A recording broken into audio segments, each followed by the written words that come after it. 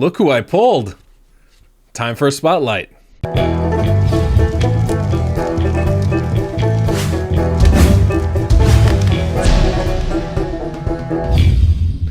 Welcome, I'm the Deadwood Jedi. This is another Raid Shadow Legends video, and today is kind of an exciting thing. We have a 2-time Sacred event going on right now. We also have a fusion for Nari the Lucky, and as you guys saw, I got both really lucky and really unlucky in pulling him. Obviously, there are other champions I would prefer to get, especially since I am probably going to be able to complete this fusion, but the good thing is, I can showcase him a little earlier than most people, so you guys can get a sneak peek into Nari the Lucky and determine for yourselves whether you want to fuse him or not. Now, up front, I am going to say, I think this is a champion worth fusing. I'm always a fan of champions that bring unique skills and abilities to this game because you end up finding niche ways to use them that you wouldn't otherwise. And Nari the Lucky is one of these champions because he's one of, I think, 2 champions in this game right now that can actually place a decreased resistance debuff on enemies, and it's an AoE ability, and in addition to that, he also places a decreased accuracy debuff with that same skill. He's got some other interesting things in his kit as well, so it's not just that one ability that is going to make him good, but that's definitely the one that makes his kit so unique and so viable in a few different areas of this game. Now, I'm not going to say this champion's OP or great. I don't actually think he is. I really haven't had a chance to test him much, so we're going to be kind of doing this for the first time together, but there are some interesting things in his kit, and I think he's going to be extremely useful in a couple of very specific areas of the game. And so that's what I kind of want to show you guys today. Before we get into the video, I want to tell you about a new game I'm excited to try for when it's released, Incarnate. Now, you might have heard about this already from some of the other CCs in the Raid Shadow Legends world, but this is a play-to-own tactical RPG game. Now, I guess you could imagine combining chess, NFTs, and Raid Shadow Legends all into one game. That would be this, where you're collecting champions or incarnates, and you're leveling them up, gearing them up, and you're fighting on these fully transformable battlefields. So it really relies as much on strategy as it does on the champions themselves.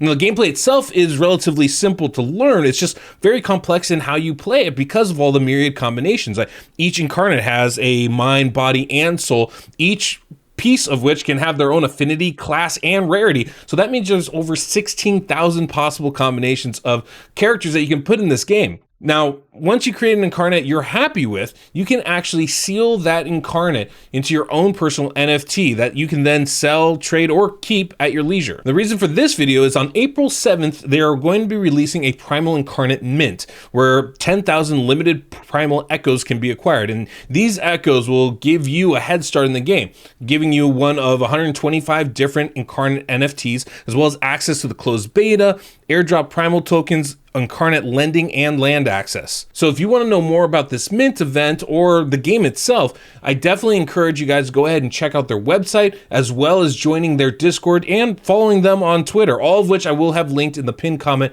and description of this video below. So go ahead, click on those links, and check out Incarnate. All right, this is Nari the Lucky. First thing we need to do is we need to go over his kit so we understand how we want to use him, where he's going to be good. And in order to do that, we need to know the skills that he brings to the table. So his A1 here has a 50% booked up to 75% chance to steal one random buff from the target. Now, I did book him fully. I want to give you guys the full deal of how he can work, and that does include books. Now, obviously, you know, we can go over what he would be like without books, but he's definitely going to be more effective with them on. But a 75% chance of stealing a random buff, that's not a bad percentage chance on that A1 skill. Now his A2 skill here is an AoE attack. It's a 75% chance to land decreased accuracy and decreased resistance. It books down to a 3-turn cooldown. It also books up to 100% chance to land those debuffs.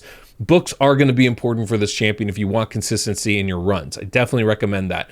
But decreased accuracy, decreased resistance, you don't see those debuffs very often, and you definitely don't see them combined because there's, like I said, I think only 2 champions that bring decreased resistance at all in this game. And that's the one that's going to make him really unique. And then his A3 here, it's an AoE attack, 75% chance, again, books up to 100, of placing Provoke debuff. It cools down once booked. The cooldown is a 4-turn cooldown, so that's not so bad. Also has a counterattack that he puts on himself for 2 turns. Now, 1-turn debuff, Provoke, 2-turn counterattack. That's pretty long, but it's not a crazy long time, either for the counterattack or for that provoke. So this is something that, if you can get him fast enough, can be fairly consistent, but it's not going to be the kind of thing that he can lock down an entire enemy by himself for an entire run. It'll be kind of periodic. So we'd want to keep that in mind, especially when we're bringing him into things like Doom Tower waves and stuff like that, or Arena, or wherever else we might want to bring him. His passive ability at the start of this champion's turn transfers 1 random buff from a random enemy to a random ally. That's kind of a cool ability.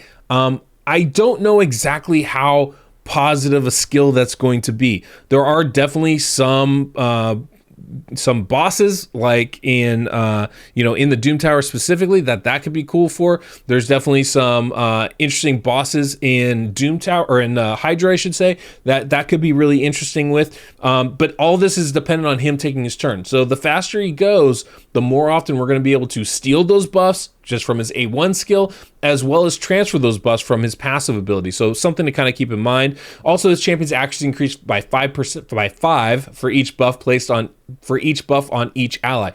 That can actually be pretty significant. So if we consider, however many champions we have, we're going to be stacking buffs. We can also stack accuracy. So if you think about something like Hydra, for example, right? We've got 6 champions. If we put 3 buffs on each of those champions, including Nari, then that's going to be, 18 buffs? 18 buffs times 5 is another 90 accuracy. That's a pretty significant amount. So the first thing we should do is test Nari in Dragon and see what kind of damage he can do. So I built him in a damage build, right? I want to see that. I mean, obviously the multipliers are out there from the data mining that we get, but I always like to see it firsthand. For me, that's just an easier way for me to comprehend and digest the information that I'm seeing. So, I want to know, how hard does he hit? How hard are these skills? Are they effective for damage only? And so we're going to test them out in Dragon. In order to do that, I had to build them specifically for that, right? So I've got him just under 4,000 defense. This is not a crazy build, by the way. These numbers are not eye-popping in any way, shape, or form. We've got him at 218 speed, so he will be going fast. That's going to be good. 100% crit rate and 235 crit damage. So 4,000 defense, 235 crit damage. He is a defensive-based champion, so those numbers are not insane. I do put a lot of accuracy on him. That is going to be important. No matter where you take him, you want enough accuracy to land those debuffs. So with that build, I feel like this is going to be a pretty good gauge of what kind of damage he can do. It's not crazy OP, right? Doesn't have like 6,000 defense on him, doesn't have 280 crit damage. This is a pretty normal build for most people out there. We'll be able to get a pretty good guide of how much damage he can deal when taking him into Dragons. As far as the masteries go, because that's always going to be important, I do have him going down the offensive tree here, down to Helm Smasher, as well as doing the support tree to help land those debuffs and extend them. Okay, so this is the team I'm going to bring him into Dragon with. I've got Sify mostly there to give us that increased defense buff. I do want to see how hard Nari can hit, and so I'm going to give him the increased defense buff and really get a good gauge of that. It'd be like bringing in increased attack buff for an attack champion, right? I've got, Bad L, basically Lydia for the decreased defense and weaken, and a Kymar to reset the skills so we can see everything again as we need to. So this is not a crazy fast approach. I don't think there's no nukers or anything, but it should give us a good gauge of what he can do. Okay, so here we go. Let me go ahead and set everything up. We can just A1 here with Kymar, no big deal. Land some poison, get that increased speed and increased defense from Sify, and then we're going to go ahead and land that decreased defense and weaken there from Lydia.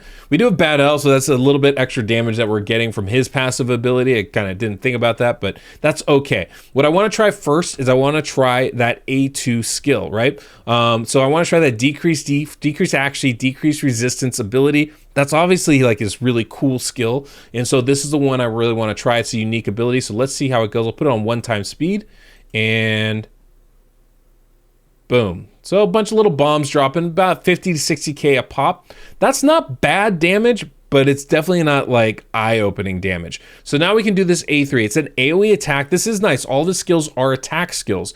And then we're going to go ahead and put that provoke out and counterattack on Nari here. So let's see what happens when we do this. Boom. 60, 70k. It's not bad damage. He's not like a strong damage dealer. I would not use him as a nuke style champion at all, but he definitely has some skills and abilities when it comes down to that. We can go ahead and do that one more time with Lydia. We can see it one more time here, I think would be good. And then we're going to go ahead and drop the provoke. Now we are going to get another chance at this. Again, pretty solid damage across the board. That's not too bad. We are going to get another chance at this. I do want to see what his A1 can do as a counterattack ability. I think that's a pretty cool one. So we'll kind of get a guide with that. With all those provokes out there, we'll see if that's something that's actually valuable for us. Hopefully, if we don't over-poison them and kill them all. So I just want to see his A1 right here. So let's go ahead and attack we'll attack Taro. We'll attack Taro. I don't know. So we'll see what he can do. So 42k, that is with the increased defense, right? That's important to kind of keep in mind. It's not bad damage. Not anything I would write home about. I definitely would not be using him as a damage dealer myself, but it's not a bad skill at all. And of course, we have that counterattack, so he can come back in 22k without the increased defense. All right. Again, nothing really special there. No decreased defense, another 18k. It's okay. And then we get to the Dragon boss. Now, obviously, this is not a team that's designed to really take down Dragon, but we can kind of see what he can do. He's going to open. So he opens with that A3. All his skills are on cooldown, so his A3 is his prioritized one. That's fine, but it's good to know if we want to use the decreased accuracy and resistance first, we're going to have to set that skill, right? And you can see he did more damage than everybody else on this team. 1.4 million damage, not too bad. Even with Battle's poisons out there, he still did more than everybody else. So he can definitely do some damage. I just would not look at him as a single target damage dealer. And this was stage 20, it's not stage 25 or anything. I just really wanted to give a view of like what he can do, and stage 20 is usually a pretty good spot for that. Okay, as you guys can see, I'm taking him into Doom Tower now. I'm going to use the same build I did for Dragon. This way we should get an example of how he works, and it's kind of a blend build, right? Where he's got good damage, he's got solid survivability stats, and he's got good accuracy. You can see it's only like day 3 or so. I've only advanced to stage 30 here on the hard Doom Tower, but I will take him in one of these stages at least to try and showcase what he can do. And this is the team that I'm going to be bringing in. We have Nari, pretty much the only damage dealer outside of Sissia, and we're just going to use her HP burns to kind of eventually kill the enemy, right? We've got Black Knight for the increased defense, we've got Operdin for healing, and we have Lydia here for the decreased defense and weaken, as well as some extra speed. So hopefully this will give us a pretty good example of what he can do. I'm just going to let it run on auto. I'm not going to worry about anything else after that. So we're just going to go ahead and let it run, and hopefully we'll get a chance to see him stealing buffs or having buffs taken away from him. It should be pretty interesting. Now you can see there's an Atur out there who obviously has that counterattack going up, and whenever Nari gets a turn, he has a chance to steal one buff, or I don't even think it's a chance. I think he does, assuming the accuracy is high enough. So we'll get a chance to see that here, hopefully, on his turn. He does not steal the buff, so it is kind of a random thing. It's supposed to be from a random enemy to a random ally. But you saw him strip that buff right there. He took that increased attack buff right off of Atur. And so that's a pretty good starting spot. He can be effective at this. And his damage isn't terrible, right? It's definitely not enough to like say this guy's going to be a nuker for your team.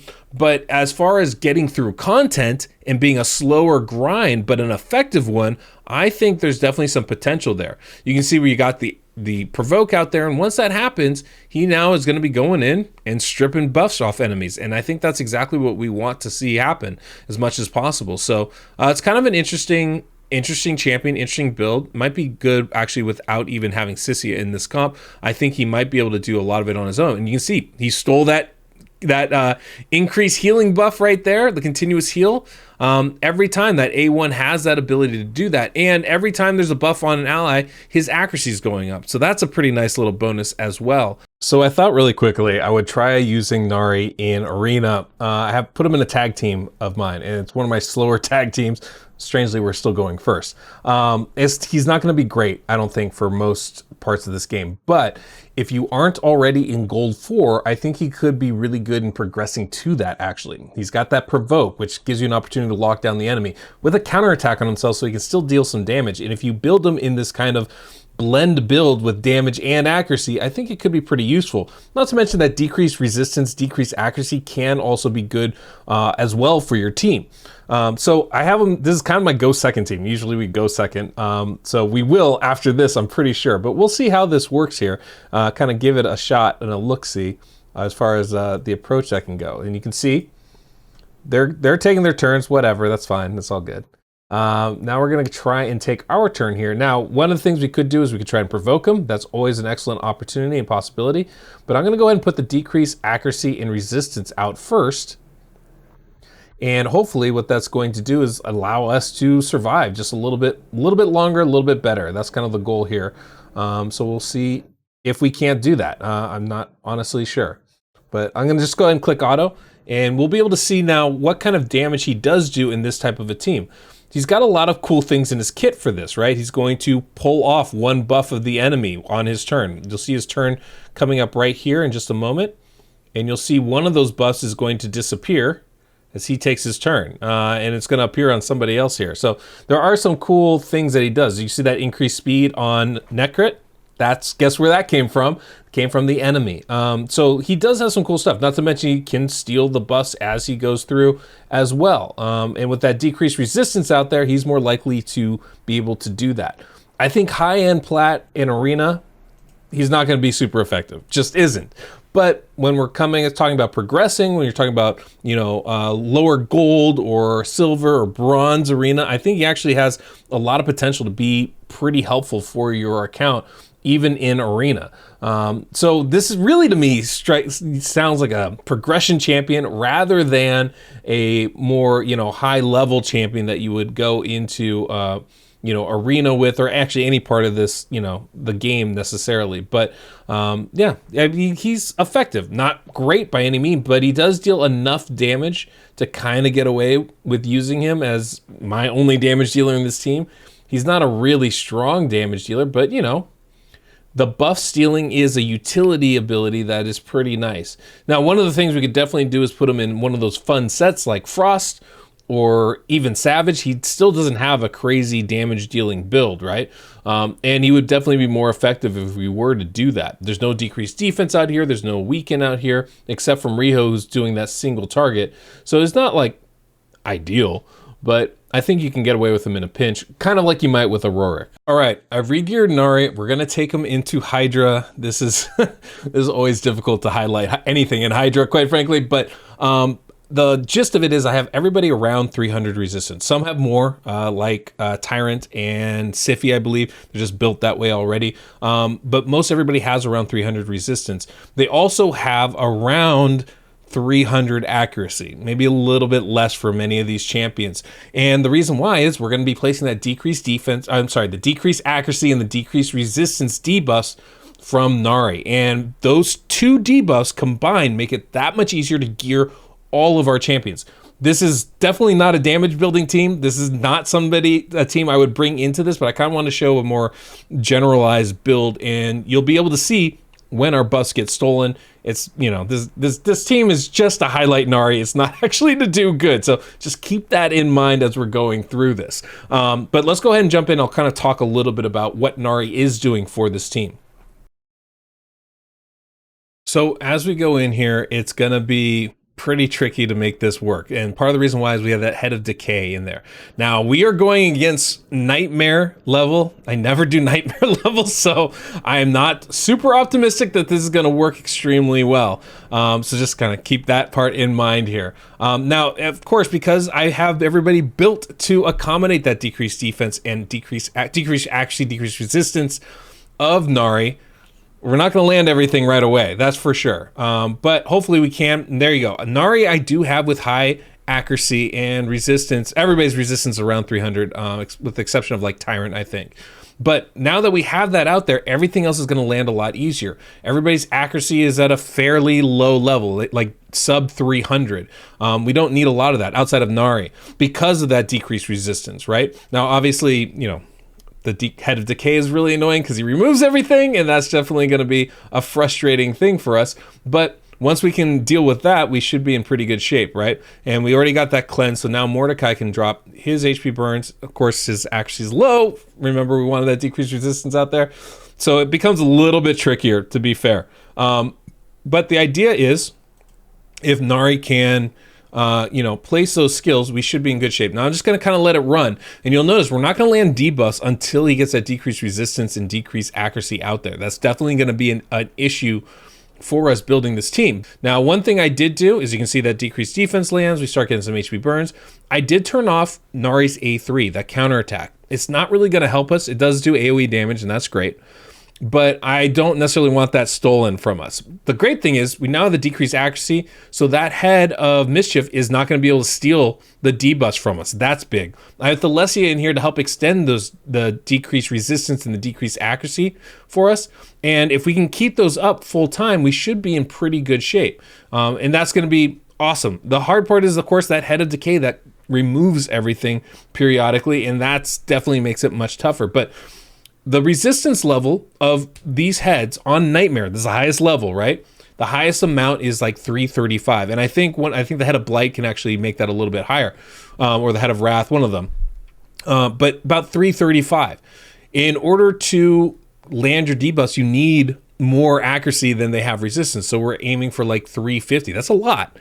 But with that decreased resistance debuff out there, all of a sudden that number drops by a considerable amount. So that 335 resistance they have drops to, I don't know, around 160 or so. And so we only need maybe 200 accuracy in order to land our debuffs as a result. That makes it so much easier to gear your champions out. On normal, I think the highest resistance level is like 140. So you hardly need any accuracy at all in order to land your debuffs, like maybe 100, and you'll be landing everything regularly. That's why he can be so strong in this. But just as strong as the decreased resistance, that decreased accuracy is probably even more important. Now, there are more champions in our game that actually land that debuff, but Nari puts those both together in one kit and lowers the requirements for all of your champions considerably. And so all of a sudden now, by placing that decreased accuracy, it's so much harder for the enemy to actually steal the buffs that we have on our champions, right? Especially that head of mischief. Now, we don't have that out there anymore. It's very likely that head of mischief can steal some of our buffs. The head of mischief has about 350 accuracy at this high level of Nightmare, right? It's the highest amount there is. So in order to resist that, you need right around 500 resistance to resist it regularly, not just some of the time. As you can see, steals the buffs from us, right? And that's the problem without having somebody like Nari out there, is it becomes a lot easier for them to steal all of our buffs, and that can be real frustrating. So most of the time we've been getting away with by blocking buffs, or by stripping buffs once they're taken, but Nari gives us another option by placing that decreased accuracy out there. He then lowers the requirement that we need for resistance to about 350. That's a huge reduction, and it becomes that much easier to gear your champions out and to find success. Now, obviously, this isn't looking particularly good for us. We've had a couple champions die. We're, got one turn to free Nari. I don't think it's going to happen. Like I said, this is not a team built to actually deal damage or, win this fight. And without Nari out here, it's not much of a showcase. So we'll go ahead and end this here. I did promise to show you the build I had for Nari, and this is it. I had him in a reflex set to try to get that resistance and decrease accuracy up again and again. I have him at 221 speed, 420 accuracy. He does need to land his debuffs, even when, even when decreased resistance isn't out there, he has to land it. And then 324 resistance, again, enough when decreased accuracy is out there against the enemy, not when it's not. 100% crit rate, just, to see if I can get any damage and, okay defense and HP. Mastery wise, I actually went down the support tree and the defensive tree here just to kind of, build more accuracy in it and get more turn meter and whatnot, and survivability, not so much damage. All right, so overall, what do I think? I do not find Nari to be an exceptional champion. In fact, frankly, I think he's a little bit underwhelming. For a legendary champion, just not that great. However, they can't all be OP champions, right? We have to acknowledge that they're not all going to be OP. And the one thing that Nari does do well, which is, I think, maybe the most important things with these fusion champions, is he provides a unique spot in this game. He does something that nobody else does. He brings you decreased resistance and decreased accuracy all in one kit. Not to mention the rest of his kit's pretty good. He does a lot of buff stealing, not only with his passive ability, that happens every time he takes a turn, but also on his A1 skill, which is enhanced by that counterattack he has on his A2. Decreasing the resistance of the enemy means you don't need to build as much accuracy on him in order to steal those buffs.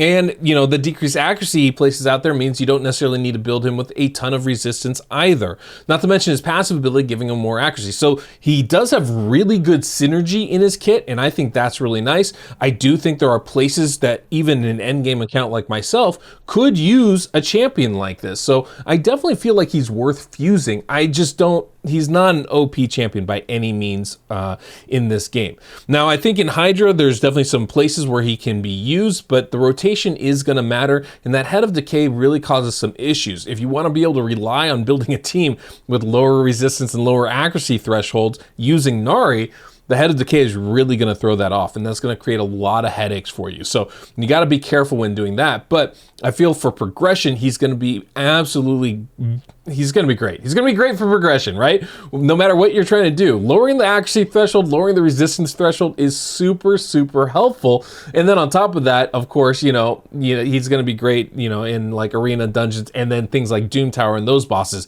he's going to be exceptionally good at. So definitely some usage out of this guy. I think he's going to be worth your time fusing him. He's not going to, you know, change your account completely, but he is going to be a good champion to go ahead and fuse.